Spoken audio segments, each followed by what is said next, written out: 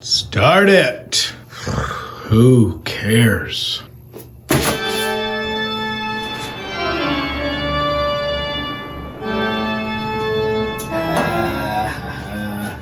Dracula. I fully don't care about this anymore. Been a minute. What's changed? Nothing. You know what the truth of it is? I live in Oregon. I don't give a shit anymore about. I am most of a bottle of rosé and an edible into the night. Reading JK. Still on Dracula. It got kind of sexy last time. Michael, chop it up. Make it look good, you know? Do your job. I'm doing mine. It's not a job if nobody asks you to do it in the first place. That's what most people in entertainment don't realize. You don't get to call it a job if nobody asked you to do it. So, here I am doing volunteer work that nobody needs. Let's check. God forbid this audio quality isn't stellar when we release this on an audio book. Random House. What was that book you read from Random House? It sucked shit. It was a bad house. I haven't done comedy in 5 months. I haven't felt the need to. Not in all this. You know what I have next? I have the Matt Hoffman autobiography. And with his permission, that'll be the next public domain with Kyle Kinane. Because let's be honest, the writing's bad in this. It drags on in a lot of chapters. It's taking for fucking ever. It's like a goddamn... You know what it's like? It's like a burger from TGI Fridays. The bun was nothing, the end, but the middle, thick and unpleasurable. All right, let's do it. 17. Last time it did get kind of hot. Why should my negativity ruin it for the listeners? We lost the good mood of before when we're trying to do charities. National Independent Venue Association. That's very important, especially right now. They make a very form letter that you can sign, a petition online to address your Congress people about keeping independent venues open so I can come tour them. Also, fuck the right, fuck conservatives, fuck Trump, all that stuff. You knew that about me. If I lost you now, you weren't listening. So anyway, chapter 17. When we arrived at the Berkeley Hotel, Van Helsing found a telegram waiting for him. Am coming up by train, Jonathan at Whitby. Important news, Mina Harker. Oh, thank God, a woman whose only thing we know about is her pallor. Looking at the monitor. I guess I'm a little hot. It's for all the listeners at home. I guess I was coming a little hot. You know when this comes out an audiobook on Random House. Random House Publishing. Oh God, Mina Harker talking about the color of her cheeks for another 5 fucking chapters. The professor was delighted when he was alone on that. Ah, that wonderful Madame Mina, he said. Pearl among women. She arrived, but I cannot stay. She must go to your house, friend John. You must meet her at the station. Telegraph her en route so that she may be prepared. When the wire was dispatched, he had a cup of tea. Over it, he told me of a diary kept by Jonathan Harker when abroad, and gave me a typewritten copy of it, as also of Mina Harker's diary. You know, I think I understand the attraction of those like dad books, like the Patterson, whatever kind of informal justice or whatever kind of spy book shit. Because at least they get to something, you know? At least those Tom Clancy books got a little meat on their bones. Because, this is let's hear one guy tell another guy what he should telegraph a lady. When the wire was dispatched, he had a cup of tea. I read that already. That's how bad this book is. I can't remember if I just read the same sentence. Cup of tea over it. He told me a diary kept by Jonathan Harker. When abroad, he gave me a typewritten copy of it. And also of Mrs. Harker's diary at Whitby. Take these, he said, and study them well. When I have returned, you will be master of all the facts, and we can then better enter our inquisition. Keep them safe, for there is in them much of treasure. You will need all your faith, even you who have had such an experience as that of today. What is here told?" He laid his hand heavily and gravely on the packet of papers as he spoke. "May be the beginning of the end to you and me, and many another, or it may sound the knell of the undead who walk the earth. Read all, I pray you, with the open mind, and if you can add in any way the story here told, do so, for it is all important. You have kept diary of all these so strange things, is it not so? Yes. Then we shall go through all these together when we meet." Van Helsing could, it's like, "Hey man, did you take notes? Include them." That's it. Whole fucking paragraph. He then made ready for his departure and shortly after drove off to Liverpool Street. I took my way to Paddington, where I arrived about 15 minutes before the train came in. What an important detail.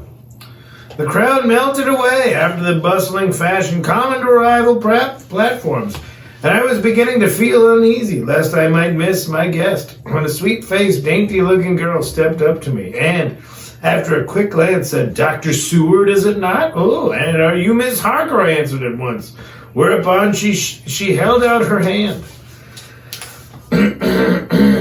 "I knew you from the description of poor dear Lucy." Well, what does her cheeks look like now? But she stopped suddenly and a quick blush overspread her face. The blush that rose to my own cheeks somehow set us both at ease. "Rose? Did you say rose?" That was a lot like rosé. What? Rose said both at ease, for it was a tacit answer to her own. Tacit? I think that's how you say it. I got her luggage. Sometimes people say all the time. I got your luggage. Which included a typewriter, and we took the underground to Fenchurch Street after I had sent a wire to my housekeeper to have a sitting room and bedroom prepared at once for Miss Harker. In due time we arrived. She knew, of course, that the place was a lunatic asylum, but I could see that she was unable to repress a shudder when we entered. Well, this will get good. This will be fun. She told me, if she might, she would come presently to my study, as she had much to say. So here I am finishing my entry in my phonograph diary whilst I await her. As yet I have not had the chance of looking at the papers which Van Helsing left with me. Well, I wouldn't want to look at them either. Though they lie open before me, I must get her interested in something so that I may have an opportunity of reading them. She does not know how precious time is, or what a task we have in mind, and have in hand. Mind, hand, whatever. I must be careful not to frighten her. Here she is! That's the sentence. Here she is! Exclamation point. Mina Harker's journal. Back into this shit. 29 September. After I had tidied myself, I went down to Dr. Seward's study. At the door, I paused for a moment, for I thought I heard him talking with someone. As, however, he had pressed me to be quick, I knocked at the door, and on his calling out, "Come in," I entered. To my intense surprise, there was no one with him. He was quite alone, and on the table opposite him was what I knew at once from the description to be a phonograph.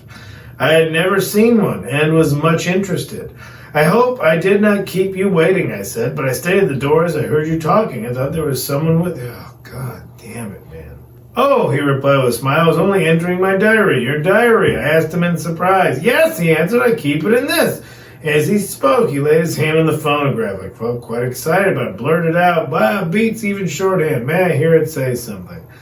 "Certainly," he replied with alacrity, and stood up to put it in the train for speaking. Then he paused, and a troubled look overspread his face. "The fact is," he began awkwardly, "I only keep my diary in it, and as it is almost entirely about my cases, it may be awkward, He stopped, and I tried to help him out of his embarrassment. "You helped to attend dear Lucy at the end. Let me hear how she died. For all that I know of her, I shall be very grateful. She was very, very dear to me."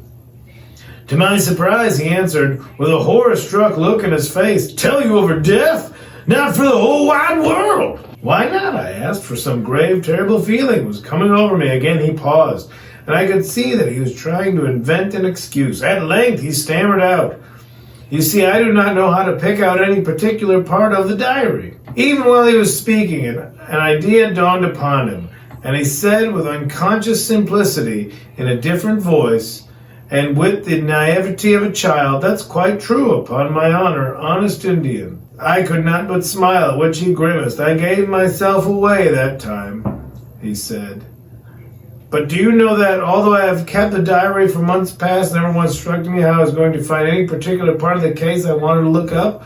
By this time, my mind was made up that the diary of a doctor who attended to Lucy might have something to add to the sum of our knowledge of that terrible being." And I said boldly, "Then, Dr. Seward, you had better let me copy it out for you on my typewriter." He grew to a positively deathly pallor as he said, No, for all the world I wouldn't let you know that terrible story." Then it was terrible. My intuition was right. For a moment I thought, and as my eyes ranged the room, unconsciously looking for something or some opportunity to aid me, they lit on a great batch of typewriting on the table. His eyes caught the look in mine, and without his thinking, followed their direction. As they saw the parcel, he realized my meaning. "You do not know me," I said.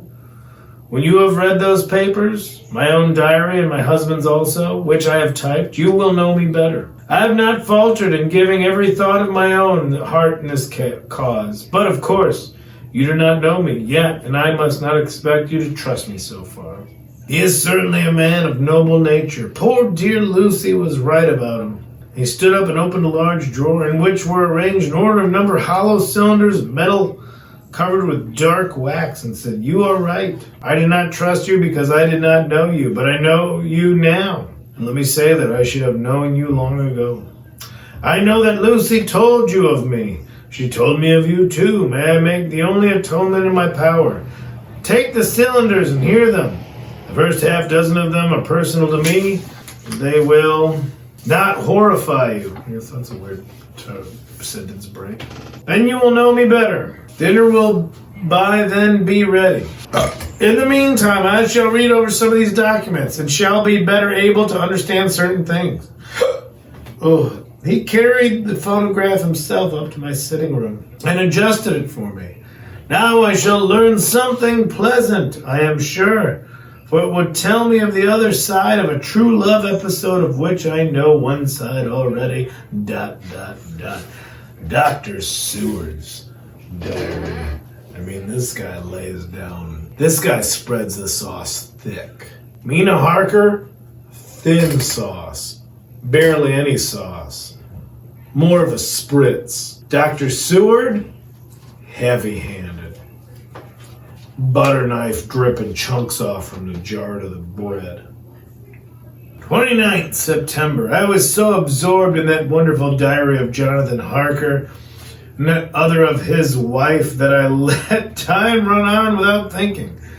Mrs. Harker was not down when the maid came running to announce dinner, so I said, "She is possibly tired. Let dinner wait an hour." And I went on with my work. I had just finished Mrs. Harker's diary when she came in. She looked sweetly pretty, but very sad, and her eyes were flushed with crying. This somehow moved me much. Of late I have had cause for tears. God knows, but the relief of them was denied me. Now the sight of those sweet eyes, brightened with recent tears, went straight to my heart. So I said as gently as I could, "I greatly fear I have distressed you." "Oh no, not distressed me," she replied, "but I have been more touched than I can say by your grief. This is a wonderful machine, but it is cruelly true. It told me in its very tones the anguish of your heart. It was like a soul crying out to Almighty God. No one must hear them spoken ever again.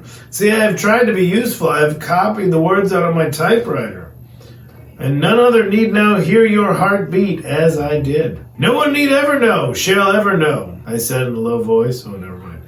"No one need ever know, shall ever know," I said in a low voice. She laid her hand on mine and said very gravely, "But they must. Must, but why?" I asked. "Because it is a part of the terrible story, a part of poor dear Lucy's death and all that led to it. Because in the struggle which we have before us to rid the earth of this terrible monster, we must have all the knowledge and all the help which we can get." Fucking Lucy with the words. I think that the cylinder which you gave me contained more than you intended me to know, but I can see that there you record many lights in this dark mystery. You will let me help, will you not? I know all up to a certain point, and I see already, through your diary, it only took me to 7 September, how poor Lucy was beset, and how her terrible doom was being wrought out. Jonathan and I have been working night and day since Professor Van Helsing saw us.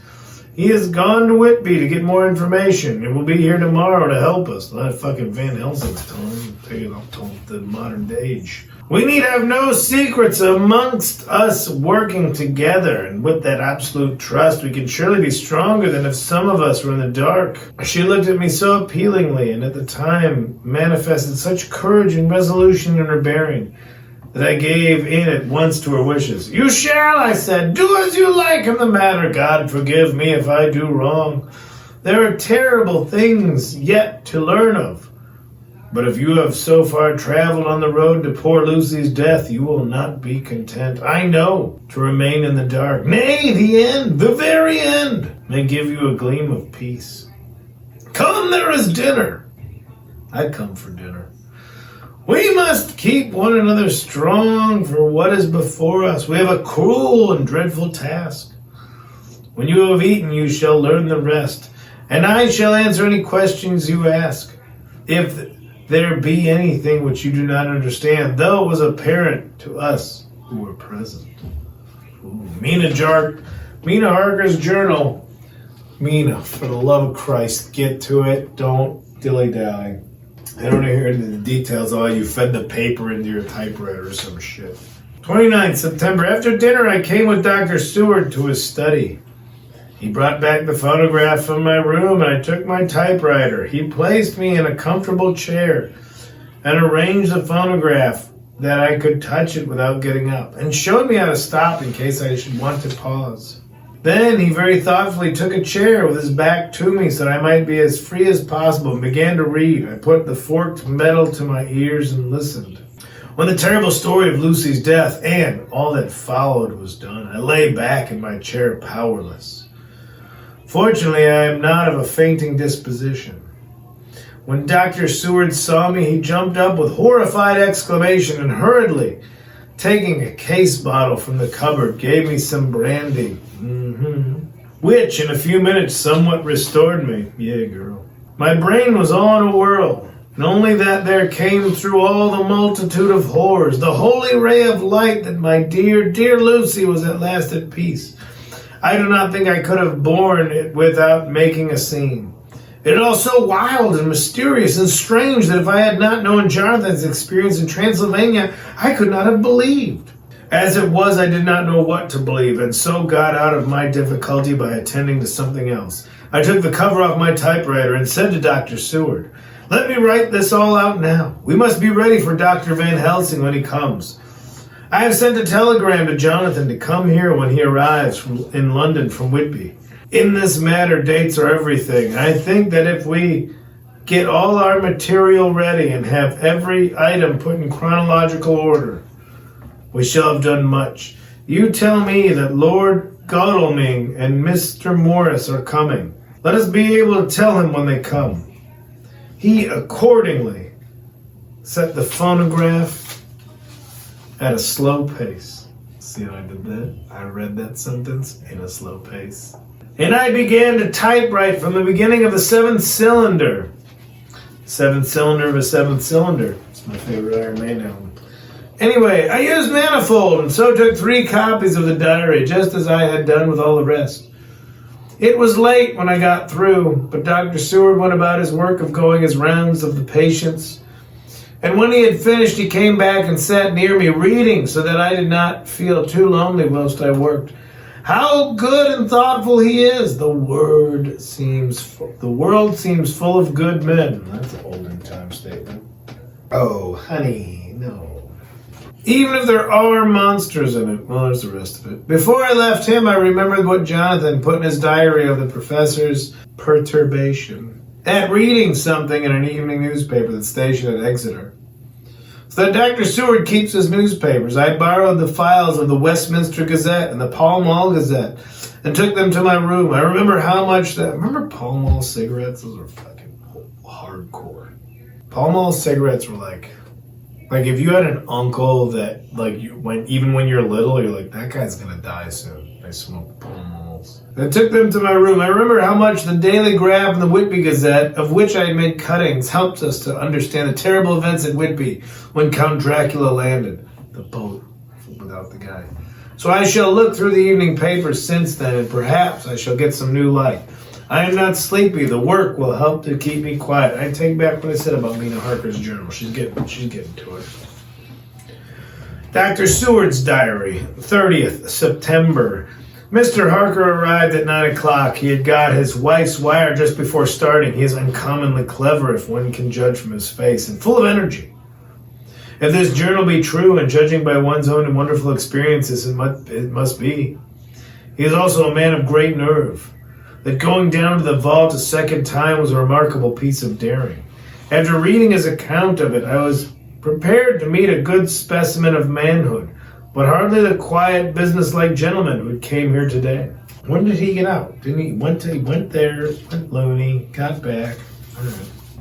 Later, after lunch, Harker and his wife went back to their own room, and as I passed a while ago, I heard a click of the typewriter. They are hard at it, you know.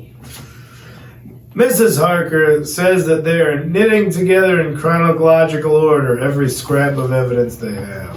What a long way to say fuck it. Harker has got the letters between the consignee of the boxes, that's what I call it, at Whitby and the carriers in London who took charge of them. He is now reading his wife's typescript of my diary. I wonder what they make out of it. Here it is. Strange that it never struck me that the very next house might be the Count's hiding place. Goodness knows that we had enough clues from the conduct of the patient Renfield. The bundle of letters relating to the purchase of the house were with the typescript. Oh, if we only had them earlier, we might have saved poor Lucy. Stop. That way madness lies. Harker has gone back and is again collating his material. He says that by dinner time they will be able to show a whole connected narrative. He thinks that in the meantime I should see Renfield, as hitherto he has been a sort of index to the coming and going of the Count. I hardly see this yet, but when I get at the dates, I suppose I shall. What a good thing that Mrs. Harker put my cylinders into type. We could never have found the dates otherwise. I found Renfield sitting placidly in his room with his hands folded, smiling benignly. At the moment he seemed as sane as anyone I ever saw. I sat down and talked with him on a lot of subjects, all of which he treated naturally. He then, of his own accord, spoke of going home, a subject he has never mentioned to my knowledge during his sojourn here. In fact, he spoke quite confidently of getting his discharge at once. I believe that I had not the chat with Harker and read the letters and the dates of his outbursts. I should have been prepared to sign for him after a brief time of observation. As it is, I am darkly suspicious. Yeah, this motherfucker, yeah. This is the dude that just caught flies so he could feed the flies to spiders or something? All those outbreaks were in some way linked with the proximity of the Count. What then does this absolute content mean? Can it be that his instinct is satisfied as to the vampire's ultimate triumph? Stay! He is himself zoophagous. We've gone over that, but it's been a while, so I don't remember what it means. And in his wild ravings outside the chapel door of the deserted house, he always spoke of Master. This all seems confirmation of our idea. However, after a while I came away. My friend is just a little too sane at present to make it safe to probe him too deep with questions. He might begin to think, and then, so I came away. I mistrust these quiet moods of his. Smart move, dude. So I have given the attendant a hint to look closely after him, and to have a straight waistcoat ready in case of need. Yeah, dude, loonies who start getting real level-headed, that's true calm before the storm. That's the water going out before a tidal wave. Take it from me, I'm a psychologist. Jonathan Harker's journal, 29th of September. In train to London. When I received Mr. Billington's courteous message. The fuck is Mr. Billington? Well, when he received his message that he would give me any information in his power, I thought it best to go down to Whitby and make, on the spot, such inquiries as I wanted. It was now my object to trace that horrid cargo of the Count's to its place in London. Later, we may be able to deal with it. Billington Jr., old BJ, a nice lad, met me at the station and brought me to his father's house, where they had decided that I must stay the night. They are hospitable, with true Yorkshire hospitality. Give a guest everything and leave him free to do as he likes. They all knew that I was busy and that my stay was short, and Mr. Billington had already in his office all the papers concerning the consignment of boxes. It gave me almost a turn to see again one of the letters which I had seen on the Count's table before. I knew of his diabolical plans. Everything had been carefully thought out and done systematically and with precision. He seemed to have been prepared for every obstacle which might have been placed by accident in the way of his intentions being carried out. To use an Americanism, he had taken no chances. Oh man, imagine that being a relevant term now. Take every chance you can. Gamble with the well-being of the country. And the absolute accuracy with which his instructions were fulfilled was simply logical results of his care. I saw the invoice and took note of it. 50 cases of common earth to be used for experimental purposes. Fucking vampires buried in there. Also, the copy of letter to Carter Patterson and their reply. Of both of these, I got copies. This is all the information Mr. Billington could give me, so I went down to the port and saw the Coast Guards, the custom officers, and the harbor master. They had all something to say of the strange entry of the ship, which is already taking its place in local tradition. But no one could add the simple description, 50 cases of common earth. I then saw the station master, who kindly put me in communication with the men who had actually received the boxes. Their tally was exact with the list, and they had nothing to add except the boxes were main and mortal heavy. Foreshadowing. And that shifting them was dry work. One of them added, it was hard lines that there wasn't any gentleman such like yourself, Squire, to show some sort of appreciation for their efforts in a liquid form. Another put a rider that the thirst then generated was such that even the time which had elapsed had not completely allayed it. What do they say? They want to just get drunk? Needless to add, I took care before leaving to live forever inadequately the source of reproach. I don't know what I just read at all. 30th of September. The station master was good enough to give me a line to his old companion, the station master at King's Cross, so that when I arrived there in the morning, I was able to ask him about the arrival of the boxes. He, too, put me at once in communication with the proper officials, and I saw that their tally was correct with the original invoice. The opportunities of acquiring an abnormal thirst had been here limited. A noble use of them had, however, been made, and again I was compelled to deal with the result ex post facto matter. Was it because they're thirsty because of the vampires? Y'all thirsty because of vampires? From thence I went to Carter Patterson's central office, where I met with the utmost courtesy. They looked up the transaction, the day book and letter book, and at once telephoned their King Cross office for more details. By good fortune, the men who did the teaming were waiting for work. The official at once sent them over, sending also by one of them waybill and all papers connected with the delivery of the box at Carfax. Here again, I found the tally agreeing exactly. The carrier's men were able to supplement the paucity of the written words with a few details.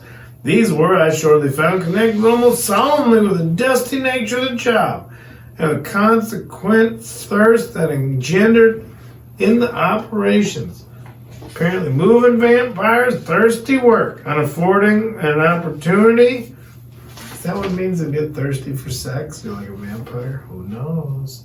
Through the medium, if Michael is still watching this, and you put you find, I don't know if this works like Instagram stories, but like a vampire that's drinking a glass, I'm so thirsty, and you put it in now, I'll know you're doing your job. Fucking, what is this fucking chapter?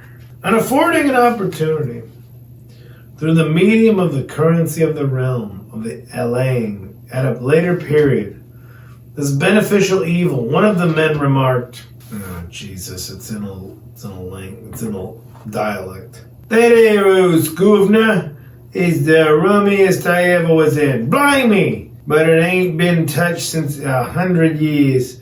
There was dust that thick in the place that you might have slept on it with you and your bones. Means a lot of dust. And the place was that neglected that you might have smelled Jerusalem in it. By the old chapel. I took a cake, I did. Me and my mate, we thought we wouldn't get back quick enough. Lord, I wouldn't take less nor quit a moment to stay in after dark. I guess one guy didn't like moving the boxes. Having been in the house, I could well believe him, but if he knew what I know, he would, I think, have raised his terms. Of one thing I am now satisfied, that all the boxes which arrived in Whitby from Varna and the Demeter were safely deposited in the old chapel at Carfax. There should be 50 of them, as we read the past 2 pages, but I'm just saying there's 50. Unless any have been since removed, as from Dr. Seward's diary, I fear. They've been moved. I shall try to see the carter who took away the boxes from Carfax when Renfield attacked him. By following up this clue, we may learn a good deal. Later, Mina and I have worked all day and we have put all the papers into order. Mina Harker's journal. 30th September. I am so glad that I hardly know how to contain myself. It is, I suppose, the reaction from the haunting fear which I have had, that this terrible affair, the reopening of his old wound, might act detrimentally on Jonathan. I saw him leave for Whitby with as brave a face as I could, but I was sick with apprehension. The effort has, however, done him good. He was never so resolute, never so strong, never so full of volcanic energy as at present. It is just that dear, good Professor Van Helsing said. He has true grit. He improves under strain that would kill a weaker nature. He came back full of life and hope and determination. We have got everything in order for tonight. I feel myself quite wild with excitement. I suppose one ought to pity anything so hunted as the Count. That is just it. This thing is not human, not even beast.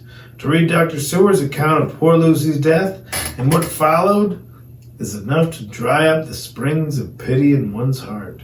Ooh, that's a way to phrase it. Later, Lord Godalming and Mr. Morris arrived earlier than we expected. Dr. Seward was out on business and had taken Jonathan with him, so I had to see them. It was to me a painful meeting, for it brought back all poor dear Lucy's hopes of only a few months ago. Of course, they had heard Lucy speak. I may have fucked this up. How many pages? Of course, they had heard Lucy speak of me, and it seemed that Dr. Van Helsing, too, has been quite blowing my trumpet, as Mr. Morris expressed it. Poor fellows, neither of them is aware that I know all about the proposals they made to Lucy. They did not know quite what to say or do, as they were ignorant of the amount of my knowledge, so they had to keep on neutral subjects. However, I thought the matter over and came to the conclusion that the best thing I could do would be to post them in affairs right up to date. I knew from Dr. Seward's diary that they had been at Lucy's death, her real death, and that I need not fear to betray any secret before the time. So I told them, as well as I could, that I've read all the papers and diaries, and that my husband and I have typewritten them. I just finished putting them in order. I gave them each a copy to read in the library. When Lord Godalming got his turn and turned it over, I got stoned. It does make a pretty good pile. He said, "Did you write all this, Mrs. Harker?" You know full well there's unposted versions of my readings that are just embarrassing.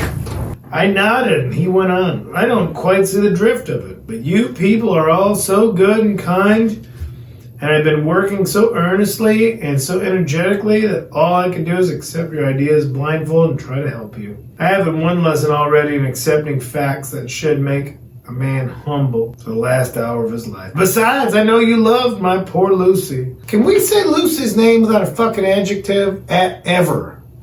ever in this book. What if she's like, can you just call me Lucy without a descriptor attached to the front of it? Here he turned away and covered his face with his hands. Boo-hoo-hoo. I could hear his tears in his voice.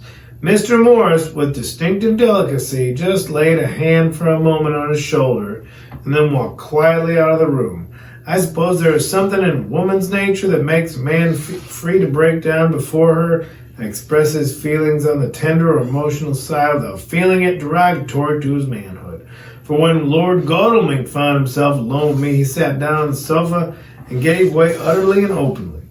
I sat down beside him and took his hand. I hope he didn't think it forward of me, and then if he ever thinks of it afterwards, he will never have such a thought. There I wrong him. I know he never will. He is too true a gentleman. I said to him, for I could see his heart was breaking, I love dear Lucy, and I know what she was to you and what you were to her. And she and I were like sisters. Now she is gone, and will you not let me be like a sister to you in your trouble? That's kind of forward. I know what sorrows you have had, though I cannot measure the depths of. In sympathy and pity, can I help you in your affliction? Won't you let me? Blah, blah, blah, blah. In an instant, the poor dear fellow was overwhelmed with grief. It seemed to me that all he had of late been suffering in silence found a vent at once. He grew quite hysterical, and raising his open hands, beat his palms together in perfect agony of grief. He stood up then and down again, and the tears rained down his cheeks. I felt infinite pity for him, opened my arms unthinkingly. With a sob, he laid his head on my shoulder and cried like a wearied child, whilst he shook with emotion. We women have something of the mother in us that makes us rise above smaller matters when the mother spirit is invoked. I felt this big sorrowing man's head resting on me as though it were that of the baby that someday may lie in my bosom, and I stroked his hair as though he were my own child. I never thought at the same time how strange it all was. After a little bit, his sobs ceased. He raised himself with an apology, though he made no disguise of his emotion. He told me that for days and nights past, weary days and sleepless nights, he had been unable to speak with anyone, as a man must speak in his time of sorrow. There was no woman whose sympathy could be given to him, or with whom, owing to the terrible circumstances with which his sorrow was surrounded, he could speak freely. I know now how I suffered, he said as he dried his eyes, but I do not know yet, even yet, and none other can ever know, how much your sweet sympathy has been to me today. I shall know you better in time, and believe me that, though I am not ungrateful now, my gratitude will grow with my understanding. You will let me be like a brother, will you not, for all our lives, for Lucy's sake? For dear Lucy's sake, I said as we clasped hands. Aye, and for your own sake, he added. For if a man's esteem and gratitude are ever worth the winning, you have won mine today. If ever the future should bring you to a time when you need a man's help, believe me, you will not call in vain. God grant that no such time may ever come to you to break the sunshine of your life, but if it should ever come, promise me that you will let me know. What a way to say, like, listen, I know this chick I was hitting on was dead, but like if you get free, hey, maybe you and that fella aren't together no more. Look me up. He was so earnest. I'm sure he was. He was so earnest, and his sorrow was so fresh that I felt I would comfort him. So I said, I promise. As he came along to the corridor, I saw Mr. Morris looking out of a window. He turned as he heard my footsteps. How is art? He said, and then, noticing my red eyes, he went on. Ah, I see you have been comforting him. Poor old fellow, he needs it. No one but a woman can help a man when he's in trouble of the heart. He had no one to comfort him. Man, oh shit, your girl died? Better get your fuck on. He bore his own trouble so bravely that my heart bled for him. I saw the manuscript in his hand. I knew that when he read it, it would... I wish I could go for all the time. Blah, blah, blah. Little girl, you'll never regret that true-hearted kindness so long as you ever live. Then he went into the study to find his friend. Little girl, the weary words he had used to Lucy, and oh, but he proved himself a friend. Well, that was chapter 17, and Call that one a moot point. Cool, everybody's gathered. National Independent Venue Association and defund the police. All right.